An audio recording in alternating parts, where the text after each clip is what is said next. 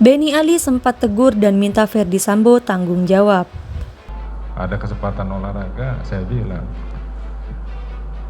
Komandan, saya bilang, Komandan tega, sudah menghancurkan saya dan keluarga, termasuk adik-adik kita itu, Komandan, saya bilang. Komandan harus bertanggung jawab. Kasihan semua ini. Gara-gara Komandan banyak sekali korban. Ya kan? Beliau bilang, "Ya Bang, maafin saya Bang, maafin saya Bang. Gara-gara saya semuanya udah seperti ini." Akhirnya ya Bang, nanti saya akan jelaskan kalau Abang dan yang lain-lain itu tidak bersalah. Nah, apa sih keterangan yang sebenarnya saksi-saksi seorang Brigjen ataupun seorang Kombes ini berikan di depan persidangan yang akan ditanyakan? Karena pertanyaan-pertanyaan itu untuk membuat hakim bisa sampai pada satu titik bahwa memang sebuah kejadian pembunuhan itu direncanakan atau tidak, dan bagaimana sebenarnya anatomi kejadian-kejadian tersebut. Karena hal tersebut orang-orang itu mengetahui, karena waktu sebelum mereka merusak alat-alat bukti atau menghilangkan dan sebagainya itu kan memang ada rekaman. Nah, yang seperti tadi kata Pak Sugeng bahwa ternyata rekaman aslinya itu ada yang membackup. Karena 7 saksi ini pun kalau diperiksa satu orang satu, ini bisa sampai katakanlah satu orang itu 1 jam, 7 jam itu, ya. Satu orang 1 jam itu sudah 7 jam, belum dengan break nanti. Ada nggak?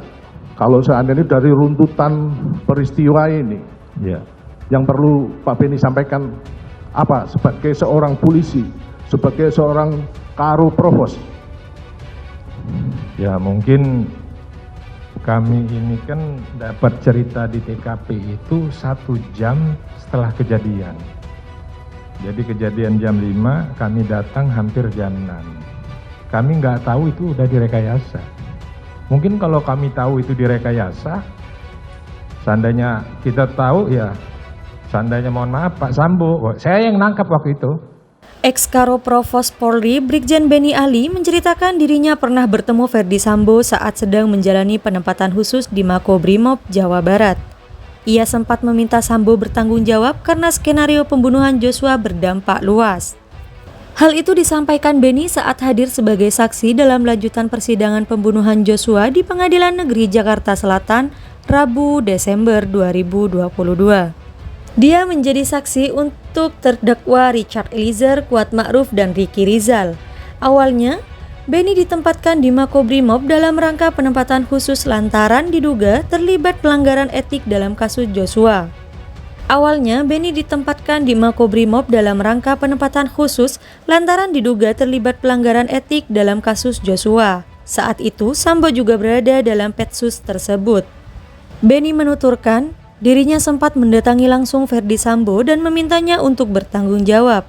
Sebab, Sambo telah menyeret puluhan anggota polisi termasuk dirinya dalam skenario palsu. Karena kita kan gak boleh ketemu. Ada kesempatan olahraga, Komandan, saya bilang. Komandan tega sudah menghancurkan saya dan keluarga, termasuk adik-adik kita itu, Komandan, kata Benny di depan majelis hakim. Komandan harus bertanggung jawab. Kasihan semua itu, gara-gara Komandan banyak sekali korban, iya kan?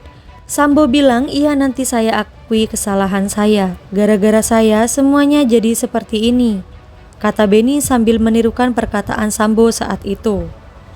Benny menuturkan Sambo ketika itu berjanji akan bertanggung jawab dan berupaya membebaskan semua anak buahnya dari jeritan hukuman.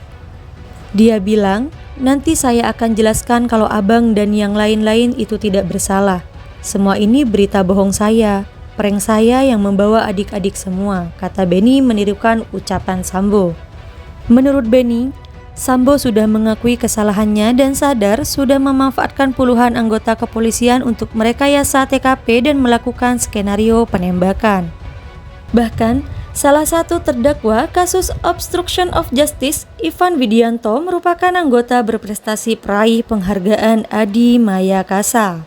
Saat itu dia tahu kalau dia salah. Saat itu dia tahu juga sudah membuat kita ini menderita.